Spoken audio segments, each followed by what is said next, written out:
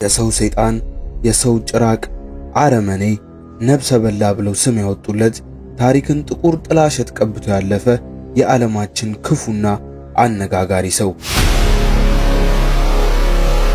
በ22 ዓመቱ ጎዳና ተዳዳሪ የነበረው ወጣት እንዴት ለ78 ሚሊዮን ህዝቦች መሞት ለሁለተኛው ዓለም ጦርነት መጀመር እንዲሁም ለበርሊን ከተማ መገንባትና መውደም እንዴት ተጠያቂ ሊሆን ቻለ? ይህ የአዶልፍ ሂትለር ታሪክ ነው። Gib du jetzt deine Stimme ab? Wenn ja, dann tritt für mich ein, so wie ich für dich eingetreten bin. ዛሬ በዚህ ቪዲዮ ጀርመን በርሊን ድረስ በመሄድ ስለ ናዚ ሂትለር እንዲሁም ስለ ሁለተኛው ዓለም ጦርነት በሰፊው እናያለን። አሁን ያለውበት ቦታ በሁለተኛው ዓለም ጦርነት ጊዜ ዋር ዞን የነበረ ቦታ ነው። እንደምትመለከቱት እያንዳንዱ የጥይት አሻሮች ግድግዳው ላይ እስከ ዛሬዋ ዕለት ድረስ ይገኛሉ። What's good everybody? ሰላም እንደናችሁ? ዛሬም እንደተለመደው በሌላ ቪዲዮ ከጀርመን ዋና ከተማ በርሊን ተመልሼ ከች ብያለሁ። Yes I በዚህ ቪዲዮ መግቢያ ላይ እንደተመለከታችሁት ዛሬ በዚህ ቪዲዮ በጣም ብዙ ነገር ነው የምናየው የምንዳስሰው የምንጎበኘው ስለ ጀርመን ሙሉ ታሪክ ስለ ዓለም ጦርነት የመጀመሪያው ዓለም ጦርነት ሁለተኛው ዓለም ጦርነት ስለ ናዚ ፓርቲ እንዲሁም ደግሞ የዓለማችን ክፉ ጨካኙ አረመኔው የዓለም ነብሰ በላው ነብሰ ገዳዩ you name it ክፉ የሚባሉ ስሞች ሁሉ የተሰጡት አዶልፍ ሂትለር ሙሉ ታሪክን እዚሁ በርሊን ድረስ በመገኘት ለእናንተ ይዤላችሁ ከች ብያለሁ። እስኪ ጭብጨባ ሞቅ ያለ ጭብጨባ ለዚህ ቪዲዮ ጭብጨባና ላይክ ያስፈልጋል። አሁን የምገኘው እንግዲህ በርሊን ከተማ ብራንደንበርግ ግንብ ተብሎ የሚጠራው ቦታ ነው። እንደምትመለከቱት በጣም ብዙ ቱሪስቶች እዚህ ቦታ ላይ መተው ይጎበኙታል። ይህ እንግዲህ በጣም ትልቅ የሆነ ግንብ ለጀርመን ሀገርና ለበርሊን ከተማ ትልቅ የሆነ ሲምቦል ሆኖ አገልግሏል። ከ18ኛው ክፍለ ዘመን ጀምሮ ይሄ ግንብ እዚህ ቦታ ላይ እንግዲህ ደቅ ብሎ የትም አልሄድም ብሎ እዚህ ቦታ ላይ እስካሁን ድረስ አለ። ይህ ያልኩበት ምክንያት ምንድነው? በመጀመሪያው ዓለም ጦርነትና በሁለተኛው ዓለም ጦርነት ትልልቅ የሚባሉ ጉዳቶች ደርሰውበት ከንዳ አዲስ በመገንባት እንግዲህ እስካሁን ድረስ እዚህ ቦታ ላይ የሚገኝ ግንብ ነው ማለት ነው። በእንግሊዘኛ ይሄ ግንብ ምን ይባላል? the peace gate ይባላል። በአማርኛው ደግሞ የሰላም አጥር እንደማለት ነው። ከዚህ በፊት ግን ከሁለተኛው ዓለም ጦርነት በኋላ ጀርመን እንግዲህ ለሁለት ተከፍላ ነበረ። የናዚ ፓርቲ በጦርነት ከተሸነፈ በኋላ ኢስት ጀርመኒ ኤንድ ዌስት ጀርመኒ ተብሎ ተከፍሎ ነበረ። በዛም ጊዜ እንግዲህ ፖይንቱ ይሄ ነበር። ይሄ የምትመለከቱት ግንብ ከዚህ በኋላ ወደዛ ማንንም መሄድ አይችልም ነበር። ኢስት የሚኖሩት ወደ ዌስት መግባት አይችሉም፣ ዌስት የሚኖሩት ወደ ኢስት መግባት አይችሉም ነበር። አንዱን ፓርት ሶቪየት ዩኒየን ተቆጣጥሮት አንዱን ፓርት ደግሞ አሜሪካና እንግሊዞች ተቆጣጥሮት ማለት ነው። ከዛ በኋላ ግን ከብዙ አመታት በኋላ እንግዲህ the peace gate ተብሎ የበርሊን ግንብ ከፈረሰ በኋላ አሁን ላይ ፍቅርን ሰላምን እየሰበከ እንግዲህ አሁን የምትመለከቱት ደረጃ ላይ ደርሷል ማለት ነው። የዛሬው ቪዲዮ በጣም ቆንጆና ያበደ ነው የሚሆነው፣ ተወዱታላችሁ። ወደ ቪዲዮ ከመግባታችን በፊት ግን በጣም አጠር ያሉ ቪዲዮ ስለ ጀርመን አንደኛው የዓለም ጦርነት በፊት እንዲሁም ደግሞ ስለ አዶልፍ ሂትለር ከውልደት ስልጣን ላይ እስኪወጣ ድረስ ያለውን ታሪክ አጠር አድርጌ በቆንጆ ሁኔታ ይዤላችሁ ቀርብ ያለው እነሱን ተከታትለን እንመለስ። ላይክ ሼር ሰብስክራይብ ማድረጋችሁ እንዳረሱ 200,000 ልንገባ ነው። ሰብስክራይብ ያላረጋችሁ ሰዎች ለዚህ ዩቲዩብ ቻናል ሰብስክራይብ በማድረግ የዚህ ዩቲዩብ ቻናል ቤተሰብ ሆናችሁ ይቀላቀሉን። let's get it። ጀርመን ከመጀመሪያው የዓለም ጦርነት በፊት ከሀያላን ሀገሮች ተርታ የምትመደብ በሀብቷና በጦር ኃይሏ ከአውሮፓ ሀገሮች ግንባር ቀደም የቆመች ሀገር ነበረች።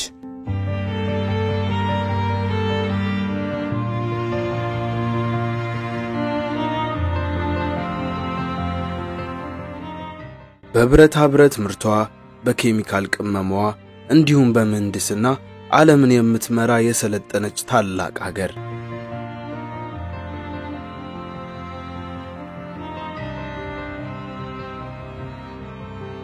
የጀርመን ዩኒቨርሲቲዎች ዓለም ላይ አሉ ከሚባሉ ዩኒቨርሲቲዎች መካከል ቁጥር 1 ነበሩ። ዋና ከተማዋ በርሊንም ከ2 ሚሊዮን በላይ ሰዎች የሚኖሩባት የመገበያያ የጥበብ እንዲሁም የስልጣኔ ከተማ የነበረች ናት።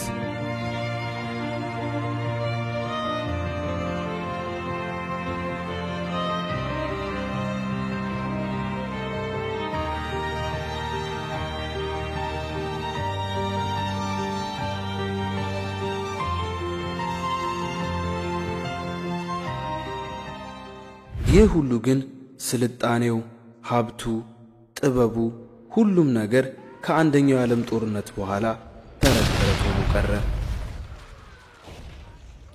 እንደተመለከታችሁት እንግዲህ ከአንደኛው የዓለም ጦርነት በኋላ ጀርመን በጣም ትልቅ የሚባል ኪሳራን ጉዳትን ነበር ያስተናገደችው ህዝቦቿ ረሃብን ችግርን የቀመሱበት ታላቅ ጦርነት ነው በዛ ጦርነት ምክንያት ከአንደኛው የዓለም ጦርነት በኋላ ከ70 እስከ 80 ሚሊዮን የሚጠጉ የጀርመን ዜጎች ምንም አይነት ስራ አልነበራቸው ሚላስ ሚቀመስ ሚበላ ሚጠጣ ምንም አይነት ነገር አልነበራቸው ከዩሮፕ ሀገሮች በጠቅላላ እንዲሁም ችግርና ረሃብን በደንብ የምታቀው ሀገር ጀርመን ነች በአንደኛው የዓለም ጦርነት ምክንያት ሀገሪቷ በሙሉ ነበር የወደመው ማለት ነው እንግዲህ በዚህ መሃል አካባቢ ነው ከአንደኛው የዓለም ጦርነት በፊት በኦስትሪያ ሀገር ብራውናው አሚን በመትባል ከተማ አዶልፍ ሂትለር የተባለ ሰው የተወለደው አዶልፍ ሂትለር እንዴት ኦስትሪያ ተወልዶ አድጎ እንዴት ወደ ጀርመን ሊመጣ ቻለ ጀርመን ከመጣ በኋላስ እንዴት ስልጣን ላይ ሊወጣ ቻለ ልጅነቱ እድገቱ ምን ይመስላል ምን አይነት ሰው ነው አዶልፍ ሂትለር የሚለውን ደግሞ በጣም ቆንጆና አጭር የሆነች ቪዲዮ አዘጋጅቼላችኋለሁ እሱን ተከታተለን እንመለሳለን ከዛ በፊት ግን አሁን ያለውበትን ቦታ ልንገራችሁ ምን እንደሆነ ይሄ እንግዲህ ከ18ኛው ክፍለ ዘመን ጀምሮ የጀርመን ፓርላመንት ወይም ደግሞ የፓርላማ ህንጻ ሆኖ ያገለገለ ታላቅ ታሪካዊ ህንጻ ነው ይሄ ቦታና ይሄ ህንጻ ለሁለተኛው ዓለም ጦርነት መጀመር እንዲሁም ደግሞ ለአዶልፍ ሂትለር ስልጣን ላይ መውጣት ተጠያቂ ነው ይሄ ህንጻ ለምን ካላችሁኝ ከሁለተኛው ዓለም ጦርነት በፊት እንግዲህ አዶልፍ ሂትለር ስልጣን ላይ ከመውጣቱ በፊት እዚህ ፓርላመንት ላይ የፓርላማ አባል ሆኖ ይሳተፍ ነበር እንግዲህ የኮሙኒስት ፓርቲዎችን አገይነስት አድርጎ ማለት ነው እንግዲህ የምትመለከቱት ህንጻ ላይ ትልቅ የሆነ የእሳት አደጋ ይነሳል እሱም የእሳት አደጋ በኮሙኒስት ፓርቲዎች ላይ አዶልፍ ሂትለር በማላከክ በጣም ብዙ የፓርላመንት ድምጹን በማግኘት ተመርጦ እንግዲህ ስልጣን ላይ የወጣው በዚህ ህንጻ እሳት አደጋ ምክንያት ነው I don't know if it makes sense ግን it makes sense just make it make sense ለራሳችሁ ስትሉ ከዛ በመቀጠል ደግሞ አዶልፍ ሂትለር ስልጣን ላይ ከወጣ በኋላ እዚህ ህንጻ ላይ በጣም የተለያዩ ስብሰባዎችን በማድረግ በጣም የተለያዩ ትልልቅ የዓለምን ገጽ የቀየሩ ትልልቅ ውሳኔዎች የተወሰኑበት ይህ ታሪካዊ ህንጻ ነው እስካሁን ድረስ እንግዲህ በጣም ይጎበኛል ከሁለተኛው ዓለም ጦርነት በኋላ ግን ይህ ህንጻ እንደምታዩት አልነበረም ሙሉ ለሙሉ በሚባል ደረጃ ትልቅ ጉዳት ደርሶበት ፈራርሶ ነበር ከአንደኛው ዓለም ጦርነት በኋላ ከሁለተኛው ዓለም ጦርነት በኋላ በጣም ትልልቅ እንግልትን እንግዲህ የጀርመን ህንጻዎች በጣም አስተናግዷል ይሄ ህንጻ እስካሁን ግንባታ ላይ ነው የደረሰበት ጉዳት በጣም ትልልቅ ቦምቦች በጣም ትልልቅ መሳሪያዎች እንግዲህ ይሄንን ህንጻ እንዳልነበር አድርገውት ሶቪየት ህብረቶች ነበር በዚህ በኩል መተው እንግዲህ ይሄንን ፓርት የተቆጣጠሩት በአሁን ላይ ራሻ የምንላት ሀገር ማለት ነው ከሁለተኛው ዓለም ጦርነት በኋላ ይሄንን ህንጻ ፍርስርስርስ አድርገው ተቆጣጥሮት ነበር ከ1999 ዓመተ ምህረት በኋላ ግን ድጋሚ በመገንባት የፓርላማ አገልግሎቱን በመስጠት ላይ ይገኛል እስካሁን ድረስ ለጎብኚዎችም ክፍት ሆኖ ደግሞ ጎብኚዎች ውስጥ ገብተው እንዲጎበኙት ተፈቅዷል ማለት ነው ኤኒዌይ እንደምትመለከቱት አሁን ላይ ያለበት ደረጃ ይሄንን ይመስላል አሁን ቀጥታ ወደ አዶልፍ ሂትለር ዶክመንተሪ እንገባለን አዶልፍ ሂትለር የተወለደው እንደ አውሮፓውያን አቆጣጠር በ1889 ዓመተ ምህረት በኦስትሪያ ሀገር ብራውናው አሚን በመትባል ከተማ ነው አባቱ ሉዊስ ሂትለር የመንግስት ሰራተኛ ሲሆን እናቱ ክላራ ሂትለር ደግሞ የቤት እመቤት ነበረች 5 እህትና ወንድም የነበረው አዶልፍ ሂትለር ለቤቱ አራተኛ ልጅ ነበረ በትምህርቱ በጣም ደካማና ሰነፍ የነበረው ሂትለር አባቱ እንደሱ የመንግስት ሰራተኛ እንዲሆንለት ይፈልግ ነበር በዚህም ምክንያት በጣም የሻከረ ግንኙነት ነበራቸው አባቱን በጣም የሚጠላው ሂትለር ከናቱ ጋር ግን ጥሩ የሚባል ግንኙነት እንዳላቸው ታሪክ ያወራል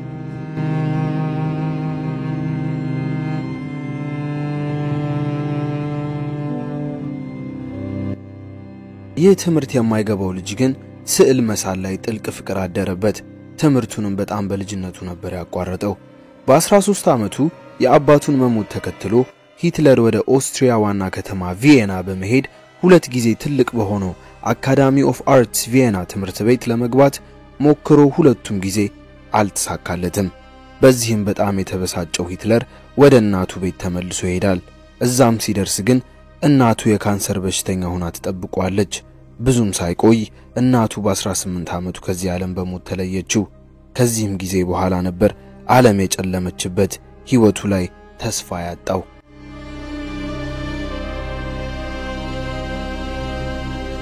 ምንም አማራጭ ያልነበረው ሂትለር ወደ ጎዳና ወጣ። በድህነት ውስጥ ኖረ። ጎዳና ተዳዳሪዎች የሚበሉትን እየበላ መንገድ ላይ መተኛት ጀመረ። ታዲያ 20 ዓመት የሆነው ወጣቱ ሂትለር ለህይወቱ ውድቀት፣ ለእናቱ መሞት እንዲሁም ለህልሙ አለመሳካት የእስራኤል ልጆች የሆኑትን የአይሁድ እምነት ተከታዮችን ተጠያቂ ያደርግ ነበር። በሰዓቱ አመራር ቦታ ላይና ከፍተኛ ስፍራ ላይ ስለነበሩ በ1913 ዓመተ ምህረት ወደ ሙኒክ ጀርመን በማምራት ይህ ምንም ተስፋ የሌለው ወጣት በሰዓቱ የመጀመሪያ ዓለም ጦርነት እየጀመረ ስለነበረ የጀርመን ውትድርናን ተቀላቀለ። በመጀመሪያ በተላላኪነት ከዛም ከፍ ብሎ በውትድርና የጀርመን ጦር ኃይልን አገለገለ። በዚህ ወቅትም 2 ጊዜ ትልቅ የሚባል ጉዳት በጦርነት ደርሶበታል። 1918 ዓመተ ምህረት የመጀመሪያ ዓለም ጦርነት በጀርመን ተሸናፊነት ተጠናቀቀ። አዶልፍ ሂትለር እጅጉን ነበር የተበሳጨው። ሆኖም ግን ከጦርነቱ በኋላ ምንም መሄጃ የሌለው አዶልፍ ሂትለር ሰላይ በመሆን እዛው ውትድርና ውስጥ ሊቆይ ወሰነ። በ1919 ዓመተ ምህረት ጀርመን ወርከርስ ፓርቲ የጀርመን የሰራተኞች ማህበርን ተቀላቀለ። ቆየት ብሎ የናዚ ፓርቲ የሆነውን በአስገራሚ አነጋገር ክህሎቱና በሰውነት እንቅስቃሴው የሰውን ቀልብ መያዝ የቻለው ሂትለር የናዚ ፓርቲ መሪ ለመሆን ብዙ ጊዜ አልወሰደበትም። Du meine Arbeit für richtig hältst, ob du glaubst, dass ich fleißig gewesen bin, dass ich gearbeitet habe, dass ich mich in diesen Jahren für dich eingesetzt habe, dass ich anständig meine Zeit verwendet habe im Dienste meines Volkes. Gib du jetzt deine Stimme ab. Wenn ja, dann tritt für mich ein, so wie ich für dich eingetreten bin. ይህ ፓርቲም ብዙ ስራዎችን የሰራ ሲሆን መፈንቅለ መንግስት ለማድረግ በመከሩት ሙከራ ግን ሂትለር በመንግስት ተይዞ 5 ዓመት ተፈርዶበት እስር ቤት ገባ። እስር ቤት በነበረው ቆይታም ማይን ካፍ ማይ ስትራግል ወይም ደግሞ የኔ ስቃይ የሚል መጽሐፍ ጽፎ ለአንባቢያን አቀረበ። መጽሐፉም ለአይሁዶች ያለው ጥላቻ ጀርመንን እንዴት ወደ ነበረችበት ከፍታ መመለስ እንደሚፈልግና የተለያዩ ሐሳቦችን ያዘ ነበር። በህዝቡም ትልቅ ተቀባይነትንና ተወዳጅነትን ነበር ያገኘው። ለ5 ዓመት የተፈረደበት ሂትለር በ9 ወሩ ከእስር ተፈታ። ከዚህም በኋላ ነበር የናዚ ፓርቲውን ከእንደገና እንደ አዲስ አቋቁሞ ወደ ፖለቲካውና ፓርላማ የገባው።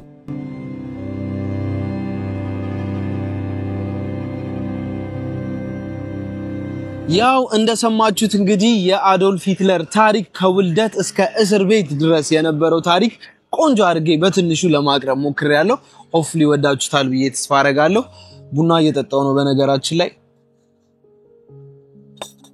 እንግዲህ ቪዲዮ ሲጀምር ጀምሮ እስካሁን ድረስ እንዳያችሁኝ አለው። ማታ ነበረ ፍላይቴ፣ ጧት ነው እዚህ የገባሁት which is almost 24 ሰዓት ሊሆነኝ ነው እንቅልፌን ከተኛው። ሆቴል ገብቼ የቀን አስቀምጬ ነው ቀጥታ የወጣሁትና በጣም ደክሞኛል። ኤኒዌይ ያለውበት ቦታ በጣም ቆንጆና የሚያምር ነው። በርሊን ላይ ቡናዬን እየጠጣው ፏፈሽ እያልኩ ነው። በነገራችን ላይ ላይፍ ላይ በጣም ከምወደውና በጣም ከሚያስደስተኝ ነገር አንዱ ታሪክ ነው። ታሪክ መስማት በጣም ነው የምወደው፣ መተረክም እንዲሁ it's my favorite thing. Anyway የአዶልፍ ሂትለር ታሪክን ሪሰርች በማድረግበት ሰዓት፣ ዶክመንታሪዎችን በማይ ሰዓት፣ ስለመጀመሪያው ስለ ሁለተኛው ዓለም ጦርነት ስለ ጀርመን መጽሐፎችን በማነብ ሰዓት በጣም በቃ እየተመሰጥኩ ሌላ ታሪክ ላይ ነበርኩ። አሁን ደግሞ እዚህ ቦታው ድረስ መጥቼ እነዚህን ቦታዎች ባይን ለማየቴ በመብቃቴ በጣም በቃ እግዚአብሔርን ከመላችሁ በላይ ደስተኛ ነኝ። እናንተም ደግሞ ሆፕፉሊ ባላችሁበት ሆናችሁ እዚህ እንዳላችሁ አድርጌ እንዲሰማችሁ ያሳዩዋችሁ ነው ብዬ ተስፋ አደርጋለሁ። ኤኒዌይ ስለ አዶልፍ ሂትለር እንቀጥላለን። እንግዲህ አዶልፍ ሂትለር ከእስር ቤት ከተፈታ በኋላ የፖለቲካል ዌይውን ሲስተሙን ቀይሮ ናዚ የሚባለውን ፓርቲ ይዞ ነው እንግዲህ ወደ ፓርላሜንት የገባው ማለት ነው። ከዚህ በፊት የነበረው ትግል አሁን በስማርት ዌይ ሆነ እንደማለት ነው። ሶ አዶልፍ ሂትለር ፓርላማ ከገባ በኋላ እንዳልኳችሁ ቅድም የእሳት አደጋ ተነስቶ ነበር ፓርላማው ላይ በሱ ምክንያት እና ደግሞ በጻፈው ማይንካፍ በሚለው መጽሐፍ ምክንያት በጣም የህዝብን ፍቅር ስላተረፈ እንግዲህ በጣም ብዙ ወቅቶችን አልፈጀበትም ስልጣን ላይ ለመውጣት ማለት ነው ስልጣን ላይ ሲወጣ ደግሞ ጀርመንን ወደ ነበረችበት ታላቅነቷ ለመመለስ የሥራ አጥነቱን እንደነገርኳችሁ ከ70 እስከ 80 ሚሊዮን የሥራ አጥ ህዝቦች ነበሩና እሱንም እቀርፋለሁ ብሎ ነበር እንግዲህ ሲንቀሳቀስ የነበረው ስልጣን ላይ እንደወጣም እንግዲህ በመጀመሪያዎቹ አመታቶች እነዚህ ነገሮች ለማሳካት ችሏል ከ40 እስከ 50 ሚሊዮን ለሚሆኑ ህዝቦች ስራን ለመፍጠር ችሏል ከተማዋንም እንግዲህ የተለያዩ ፓርቶች ላይ የተለያዩ ኢንፍራስትራክቸር ወይም ደግሞ ግንባታዎችን በማድረግ ገጽታዋን በትንሹም ቢሆን የመቀየር እንቅስቃሴ ነበር ግን ከዚህ በመቀጠል ነበር እንግዲህ ትሪቲ ቨርሳይል የሚባል ስምምነት ነበር አንደኛው የዓለም ጦርነት ሲቆም ትሪቲ ቨርሳይል ስምምነትን ሶቪየት ህብረት ጀርመንና እንግሊዞች ፈረንሳዮችና አሜሪካዎች ደግሞ አንድ ላይ በመሆን ይሄንን ስምምነት የተስማሙት ይህ ስምምነት ደግሞ ምንድን ነበር ጀርመን ሚሊተሪ ፓወሯን ለመቀነስ የተለያዩ አዳዲስ የጦር ምርቶችን ላታመርት እና ደግሞ በጣም ኤክሰሲቭ የሆነ የሚሊተሪ ማስፋፊያዎችን እንዳታረግ ነበር ስምምነቱ ልክ ሂትለር ስልጣን ላይ ሲወጣ ግን the first thing ያደረገው ትሪቲ ቨርሳይሉን ነበር ያፈረሰው ይሄንን ስምምነት አፈረሰው which is አንደኛው የዓለም ጦርነት የቆመበትን ትልቅ ሪዝን ደመሰሰ ምንድነው ያደረገው በጣም ትልልቅ የሚባሉ የጦር መሳሪያዎችን ማምረት ጀመረ ወጣቶችን ወደ ውትድርና ማስገባት ጀመረ ውትድርናውን በጣም በትልቁ አስፋፋ ፍርጥም ያለ ኃይለኛ የሚሊተሪ ፓወር አገኘ ማለት ነው ሂትለር በዚህ ጊዜ ሶቪየት ህብረቶችም እና እንግሊዞችም እና ፈረንሳዮችም ምንም አላሉትም ይህንን ያየው እንግዲህ አዶልፍ ሂትለር ቀደም የነበርንበት ፓርላማ ላይ ሆኖ ነበር እንግዲህ ሙሉ የዩሮፕ ሀገርን ለመውረር ዝግጅቱን የጨረሰው ስፔሲፊክሊ ደግሞ የደች ተናጋሪዎች ብሎ ያሰበውን እንግዲህ እነሱን በአንድ ሀገር ስር ለማድረግ ቅኝ ግዛት ለመግዛት ወሰነ ማለት ነው the first thing ያደረገው የትውልድ ሀገሩን ኦስትሪያ ሀገር ሄዶ ሳምንት ባልሞላ ጊዜ ውስጥ ጦርነት ራሱ አልነበረም በሰዓቱ የኦስትሪያ መንግስት ደካማ ስለነበረ ተቆጣጣረው ማለት ነው ከዛ በመቀጠል ፖላንድን ተቆጣጣረ ከዛ በመቀጠል ፈረንሳይ ሄዶ በሁለት ሳምንት ጦርነት ውስጥ ብቻ ኢማጂን ምን ያህል ጠንካራ ሚሊተሪ ፓወር እንደነበረው በሁለት ሳምንት ብቻ ሙሉ ፈረንሳይን ተቆጣጣራት ፓሪስን በእሱ ስር አዋላት ኔዘርላንድን እና ስዊዘርላንድን በጣም በቃ ሙሉ ዩሮፕን ለማስባል በሚቻል ሁኔታ ግዛቱን አስፋፋ ማለት ነው በዚህ ጊዜ ግን ትልቅ የሆነ ስህተትን ሰራ ስህተቱ ምንድነው የጁዊሽ ተወላጆች ወይም ደግሞ የአይሁድ እምነት ተከታዮች በዩሮፕ ላይ በብዛት ተስፋፍተው ይኖሩ ነበርና ለነሱ ደግሞ ያለውን ጥልቅ ጥላቻ ነግሬያቸዋለሁ ምንድነው ማድረግ የጀመረው መጀመሪያ አመጽ አስነሳባቸው ትልቅ ፕሮፓጋንዳን ህዝቡ ላይ በመዝራት የጁዊሽ ተወላጅ የሆኑት ወይም ደግሞ የአይሁድ እምነት ተከታዮችን የስታር ኦፍ ዴቪድ የሚባል የእስራኤሎች የራሳቸው ኮከብ አላቸው እሱን ምልክት እንዲያደርጉ የተለያዩ ሲኒማ ቤቶች ውስጥ ሾፖች ውስጥ ሱቆች ውስጥ እንዳይገቡ ትልቅ እገዳን አደረገ በማህበረሰቡ ትልቅ መገለል እንዲደርስባቸው አደረገ ይህም አልበቃ ያለው እንግዲህ አዶልፍ ሂትለር ፖላንድ ላይ አሽዊትስ የሚባል ካምፕ መሰረተና 1.6 የሚሆኑ 1.6 ሚሊዮን የሚሆኑ ጁዊሽ የአይሁድ እምነት ተከታዮችን ጭፍጭፍ አድርጎ ገደላቸው ከነነፍሳቸው አቃጠላቸው ረሸናቸው በረሃብ ገደላቸው በአጠቃላይ 6 ሚሊዮን የሚሆን የጁዊሽ እምነት ተከታይ ወይም ደግሞ የአይሁድ እምነት ተከታዮችን ከመላው ዩሮፕ ሰብስቦ ገደላቸው ምን ብሎ ይጠራቸዋል ፓራሳይት የምድር ፓራሳይቶች ጥገኞች ናቸው ከምድር ላይ ኮምፕሊትሊ መጥፋት አለባቸው ብሎ ትልቅ ዘመቻን ወስዶ እንግዲህ በጣም የዘር ጭፍጨፋ ዘረኝነትን አደረሰባቸው ማለት ነው በጣም ታፍና ከባድ የሆነ ነገር ነው ኢማጂን በአብዛኛው እስራኤል የሚኖር የአይሁዲ እምነት ተከታይ እንግዲህ ሁሉም ወይ አማርኛ ሁሉም ለመባል በሚቻል ሁኔታ ብዙዎቻቸው ቤተሰቦቻቸውን በዛ ምክንያት አጥተዋል እንግዲህ በዛ ጭፍጨፋ ጊዜ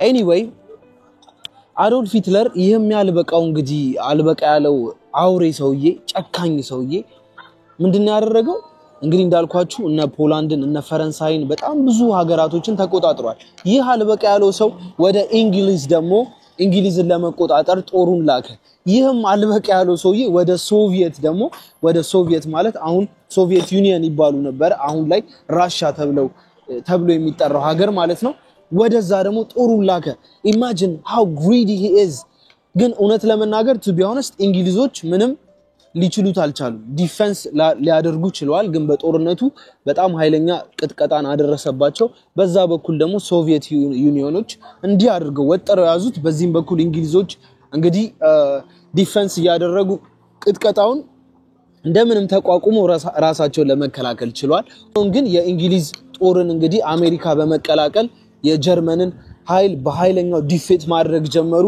ሶቪየቶችም ደግሞ በዛ በኩል እነ ራሻ ቀጠቀጡት ከመላችሁ በላይ እንግዲህ በዚህ አጋጣሚ ነበር እንግሊዝና አሜሪካ ፈረንሳይን አስለቀቁ ሶቪየቶች ደግሞ ፖላንድን አስለቀቁ እያሉ ትልቁና ግዙፉ የሂትለር ጦር እንግዲህ በኃይለኛ በሚባል መብረቃዊ ምት ሊወድም ቻለ ማለት ነው እያለ እንግዲህ ጦርነቱ የተደረሰ እዚህ ጀርመን ላይ ደረሰ ማለት ነው እዚህ ጀርመን ላይ በደረሰ ሰዓት እንግዲህ ይህ ዲክታተር አውሬ ሰውዬ ጦርነቱን መቋቋም አልቻለም በኃይለኛው እንግዲህ ቅጥቀጣ ሲደርስባቸው እንደማያሸንፍ ሲያቅ ራሱን በጥይት መጥቶ እንግዲህ ራሱን አጥፍቶ ገደለ ማለት ነው አዶልፍ ሂትለር መጨረሻው ይሄንን ይመስላል ያ ደስ ሚል መጨረሻ እንደማይኖረው ገምታችሁ ነበር ብዬ ተስፋ አደርጋለሁ ከዚህ በመቀጠል እንግዲህ በሁለተኛው ዓለም ጦርነት ጊዜ ውድመት ወይም ደግሞ ጉዳት የደረሰባቸው ቢልዲንጎች ወይም ደግሞ አንዳንድ ቦታዎች ለታሪክ ይቀመጥ ተብሎ እስካሁን ድረስ ምንም ሳይነኩ ቦታቸው ላይ ይገኛሉና ከዚህ በኋላ ደግሞ ወደነዛ ቦታዎች አብረን ሄደን በደንብ እንጎበኛለን ማለት ነው ጉዟችን ወደዛ እናረጋለን ታሪክ ላይ እንግዲህ የመጀመሪያ ቪዲዮዬ ነው እንደዚህ አይነት ነገር ሲሰራ to be honest እስኪ ወደዳችሁት ኮሜንት ላይ አሳውቁኝ አሁን ጉዟችንን ቀጥታ ወደነዛ ቦታዎች እናረግና ደግሞ ምን አይነት ጉድመት በርሊን ከተማ ደረሰባት አሁን ላይስ ደግሞ እነዛ አሻራዎች ምልክቶች ምን ይመስላሉ የሚለውን አብረን እናያለን ጉዟችንን ወደዛ እናረግ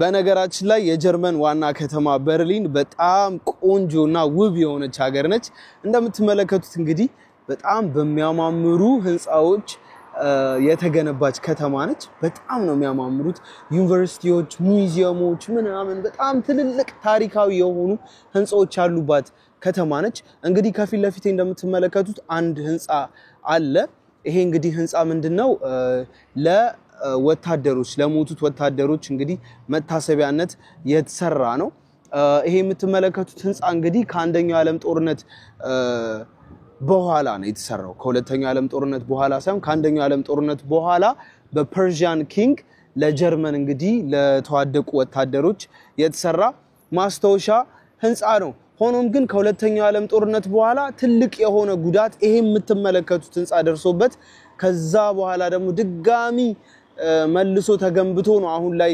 የሚገኘውን ሉክ ያገኘው እንዳልኳችሁ ጀርመን በጣም ስትራግል ያደረገች በጣም የተጨቆነ ህዝብ ነው ያለው እዚህ እግዚአብሔርን ሰው ይመጣና የጀርመን ሰዎች ፊታቸው አይገፋም አይስቁም ምናምን ነገር ይላል ለምን እንደሆነ ልንገራችሁ በአንደኛው ዓለም ጦርነት በጣም ትልቅ የሚባል ኪሳራና ጉዳትን ያደረሱት ልክ እንዳልኳችሁ 70 80 90 ሚሊዮን የሚቆጠር ህዝብ ሚላስ ሚቀመስ ያልነበረው ድህነትን ምን ማለት ጠንቅቆ የሚያቅ ህዝብ ነው ከዛ በኋላ እንግዲህ ጄነሬሽን ልጆች ሲወልዱ ደስተኛ የሚሆን ጄነሬሽን ሊፈጠር አይችልም ሆኖም ግን ተተኪው ትውልድ እንግዲህ በሂትለር ዘመን በሁለተኛው ዓለም ጦርነት ደግሞ የባሰን ያጋጠሙ በሁለተኛው ዓለም ጦርነት ከ70 ሚሊዮን እስከ 78 ሚሊዮን የሚቆጠር ህዝብ በሁለተኛው ዓለም ጦርነት ብቻ ህይወቱን አጥቷል just imagine ከአንደኛው ዓለም ጦርነት የባሰ ነበር ሁለተኛው ዓለም ጦርነት ደግሞ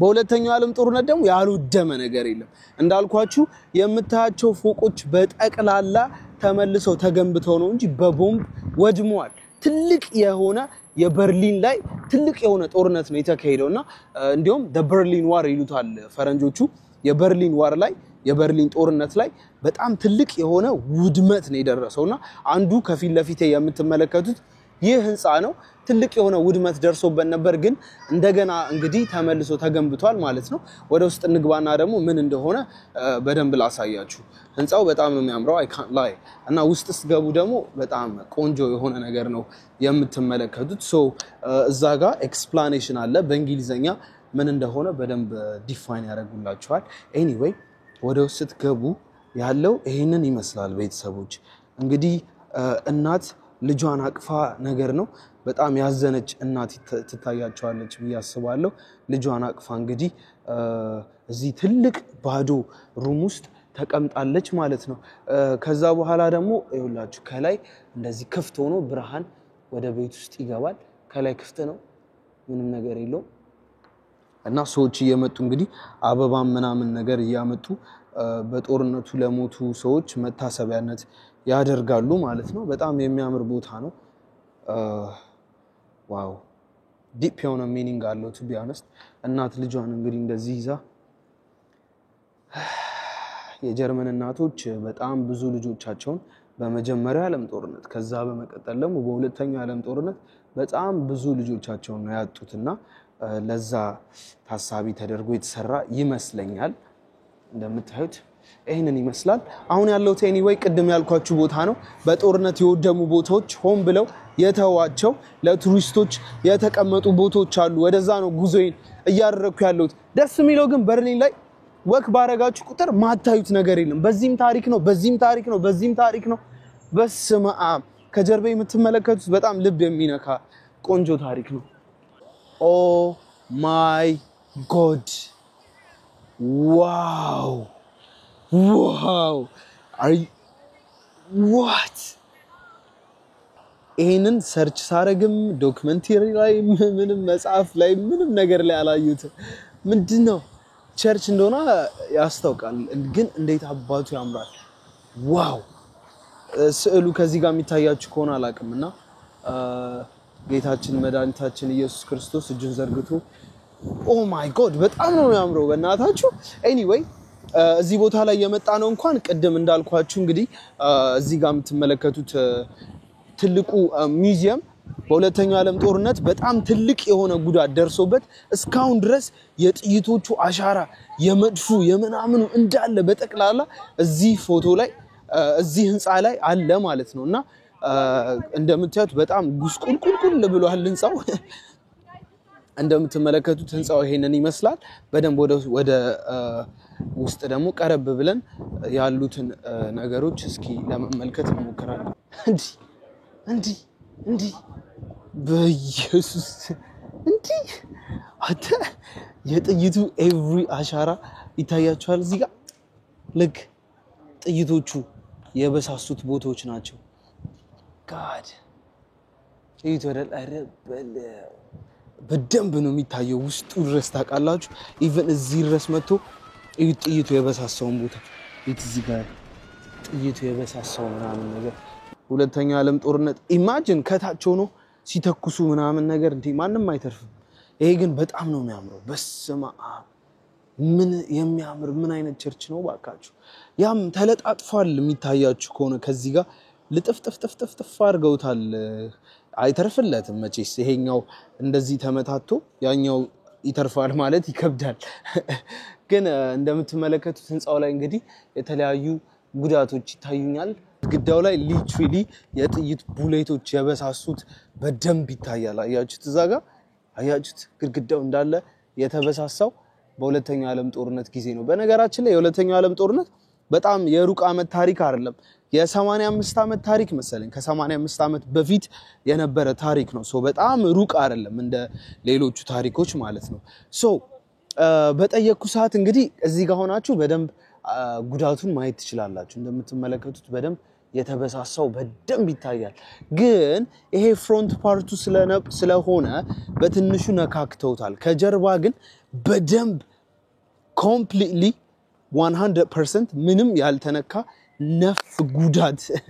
ነፍ ጉዳት የደረሰበት ትልቅ ቢልዲንግ በዚህ በኩል አለና ደርሰናል ደስ የሚለው እዛው አካባቢ ነው ኢቭን ጥይቶች ይውላችሁ ከጀርባ በኩል ራሱ አልቀራቸውም ይውላችሁ የተበሳሱት ምናን ነገር ይታያቸዋል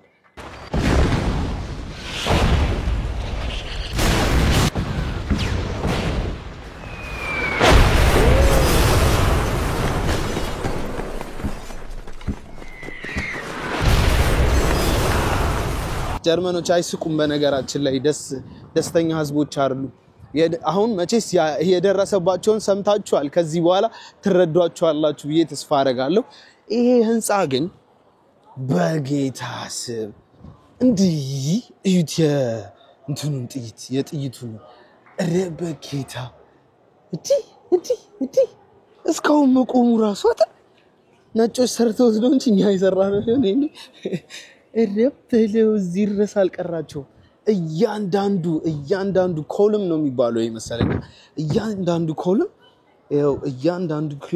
ኮለም የደረሰበት ጉዳት በደንብ በግልጽ ይታያልና ይሄ ከ85 አመት በፊት ይመስለኛል የነበረ ታላቁ ጦርነት ያደረሰው ትልቅ ጉዳት ነው እያንዳንዱ ብሎኮች ላይ በደንብ ማየት ትችላላችሁ የቡሌቶች የሰሩትን ቅርጽ ማለት ነው ይላችሁ በማሽን ገን ምናምን ኢማጂን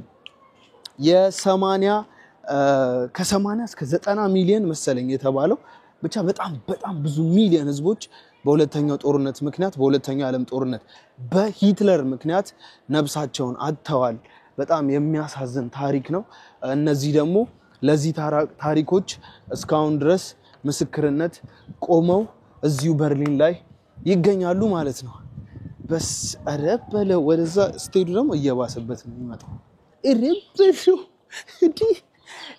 ዋርዞን መቀጣቀጫ just imagine ከ85 አመት በፊት ነው እንበል እዚህ ቦታ ላይ ናችሁ ከፊት ለፊት ኃይለኛ የሆነ ተኩስ እየተተኮሰ ነው እዩት የሚበሰው እዩትን ቀዳዳ እንግዲህ ምን አይነት ቡሌት እንደነበረ ምን አይነት ማሽን ገን እንደነበረ just imagine እና የስንት ጀርመናዊ ህይወት እዚህ ቦታ ላይ እንኳን እንደጠፋ just think about it እዩት ኦሮቶሎ ጦርነት ጠላው ጋድ ኢሪስማ አይሲ አሁን ጀርመኖች ለምን በቃ ደስተኛ ያሉኑ ፍጥረቶች ዲፕሬሲቭ የሆነ ሀገር ለምን እንደሆነ አሁን ነው የተረዳሁት በነገራችን ላይ the great depression የሚባል ነገር ሀገሪቷን መጥቷት ነበር the great depression ምንድን ነበር መሰላችሁ በሰዓቱ ረሃብ ነው ረሃብ ሀገሪቷ ላይ ገብቶ ትልቅ የኢኮኖሚ ቀውስ ደርሶባት ሀገሪቷ በጣም በድህነት የተሰቃየች ሀገር ነች ጀርመን ዝም ብላ አይደለም አሁን ላይ ያለችበት ደረጃ ላይ ደረሰችው ግን one thing በጣም ከጀርመን የማደንቅላቸው ነገሮች ይሄ ሁሉ ፈተና ይሄ ሁሉ ስቃይ ደርሶባቸው እስካሁን ድረስ ከሀያላን ሀገሮች ተርታ ላይ ናቸው ካደጉት ሀገራት ተርታ ላይ ናቸው እና ቮልክስዋገን የመሳሰሉት መኪኖችን እንግዲህ ለኛ እና BMWም የጀርመን ነው መሰለኝ እነዚህን የመሳሰሉ መኪኖች እስካሁን ድረስ ለኛ አበርክተዋል ይሄ የምትመለከቱት እንዳለ በጣም ኃይለኛ ዋርዞን ነበር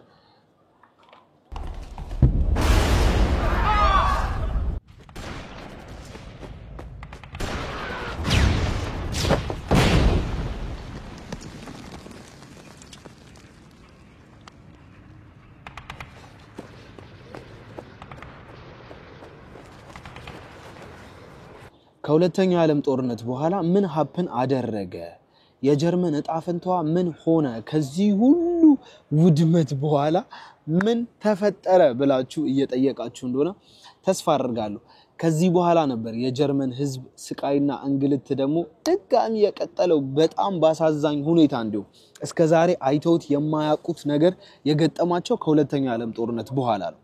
በሁለተኛው ዓለም ጦርነት ልክ እንደነገርኳችሁ ጀርመን በጣም አሳዛኝ በሚባል ድባቅ እንደዚህ ድባቅ ተመታ ጦርነቱን ተሸነፈች። መሪያቸውም እንግዲህ አዶልፍ ሂትለር ያ ክፉና ጨካኝ አረመኔ ሰው እንደተሸነፈ ሲያቅ እጄንማ አልሰጥም ብሎ ራሱን አጠፋ ማለት ነው። በህይወት የነበሩትም የጀርመን የናዚ ፓርቲ ወታደሮች እጃቸውን ለሶቪየትና እንዲሁም ደግሞ ለአሜሪካና ለእንግሊዞች እጃቸውን ሰጡ። ጦርነቱ ባለቀ ጊዜ እንዳልኳችሁ በዌስት በኩል እነ አሜሪካ እንግሊዝና ፈረንሳይ ነበር እየመጡ የነበሩት ወደ ጀርመን ማለት ነው እየገፉ የመጡት። በኢስት በኩል ደግሞ ሶቪየት ዩኒየን የሚባሉት ሀገሮች ያሁኑ ሀገር ራሺያ ዩክሬን እና የተለያዩ ሀገሮች እየገፉ ነበር የመጡት።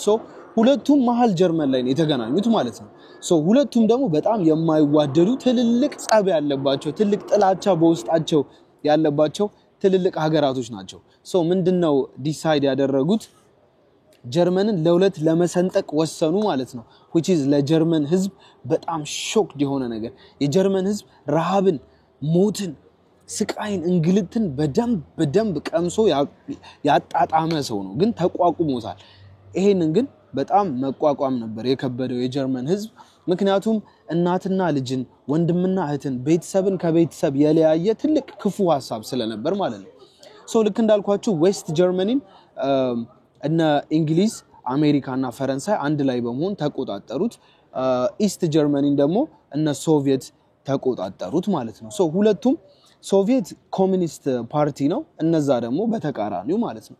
ሁለቱም የራሳቸውን ህግ በማውጣት ሀገሪቷን ማስተዳደር ጀመሩ። ቅኝ ግዛት እንገዛለን ያሉ ሰዎች እነሱ ቅኝ ግዛት ተይዘውት እርፍ፣ ጀርመኖች ቅኝ ግዛት ተይዘውት እርፍ። ከዛም በኋላ እንግዲህ ሁለቱ ትልቅ ሰጣ ገባ ውስጥ መግባት ጀመሩ ማለት ነው ዌስት እና ኢስት ጀርመኖች መሪዎቹ። በዚህ ጊዜ ነበር እንግዲህ የበርሊን ዎል ብለው ሀገሪቷን ለሁለት የሚሰነጥቅ ትልቅ ግንብ የሰሩት ማለት ነው። ቅድም ቪዲዮን ስንጀምር ትዝ ካላችሁ የነበርኩበት ቦታ ያም አንዱ ነው። በርሊንን ለሁለት የሰነጠቀ ትልቅ ግንብ ነበር በሰዓቱ። ኤኒዌይ ታያልና ታላቅ ግንብ ተሰራ። ማንም ከኢስት ወደ ዌስት መሄድ አይችልም፣ ማንም ደግሞ ከዌስት ወደ ኢስት መግባት አይቻልም። ህዝቦቿ ለሁለት ተከፈሉ ማለት ነው። ይህም እንግዲህ በጣም ለብዙ አመታት ቆይቷል። ከዛም ሆኖም ግን ሁለቱም ሀገራቶች ዌስትም ኢስትም የያዙት ሀገራቶች ሀገሪቷን ጥለው መውጣት ስለነበረባቸው ሀገሪቷን ጥለው ወጡ። የበርሊን ህዝብም የጀርመን ህዝብ በጠቅላላ ማለት ይቻላል የበርሊን ግንብን አንድ ላይ ሄዶ አፈረሰው። ከዛም በመቀጠል የራሳቸውን እንግዲህ መንግስት በማቋቋም አሁን ላለችበት ደረጃ እንግዲህ ከእንደ አዲስ መልሶ ማልማት ስራ ውስጥ ገብተው አሁን ያለችዋን ጀርመን ደግሞ ከእንደ አዲስ መገንባት ችለዋል ማለት ነው። ኢማጂን ከእንደ አዲስ ከስክራች ለሶስተኛ ጊዜ that's crazy. Anyway የጀርመን ህዝቦች በጣም ጠንካራ ናቸው። እውነትም እንደሚባለው ኃይለኞች ናቸው ይባላል። በጣም ኃይለኞች ናቸው። በጣም ባድ የሚባል ላይፍ ኤክስፒሪየንስ ስለገጠማቸው ማለት ነው። በቀጣይ እንግዲህ ደግሞ አሁን ያለችው ጀርመን ምን ትመስላለች? በርሊን ከተማ ምን ትመስላለች? ከዚህ ሁሉ ውድመትና ጥፋት በኋላ አሁን ያለችው ጀርመን ከተማ ምን ትመስላለች? የጀርመን ዋና ከተማ በርሊን ምን ትመስላለች ሚሊዮን በቀጣይ ቪዲዮ ይዤላችሁ መጣለው። ሰብስክራይብ ያላረጋችሁ ሰብስክራይብ በማድረግ የደውል ምልክቷንም በመጫን ቀጣይ ቪዲዮን በጉጉት ጠብቁ። እወዳችኋለሁ። በጣም አድካሚ ቀን ነበር ቱ ቢ ሆነስት። አልተኛውም አልበላውም ስዞር ነው አልኩት። በጣም ደክሞኛል ግን አም ሃፒ በቃ እነዚህን ቦታዎች በአካል ተገኝቼ ለማየት በመቻሌ በጣም ደስ ብሎኛል። ገና ጉዟችን ይቀጥላል። ከዚህ በኋላም ደግሞ ጀርመን ያለውን ነገር ስንጨርስ ቀጣይ ደግሞ ሌላ ሀገር በዚሁ ነው የምንሄደው። ሰብስክራይብ ያላረጋችሁ እንዳያመልጣችሁ ሰብስክራይብ አድርጉ። 200 ሺህ ልንገባ ነው። እወዳችኋለሁ። ይመቻችሁ። ፒስ አውት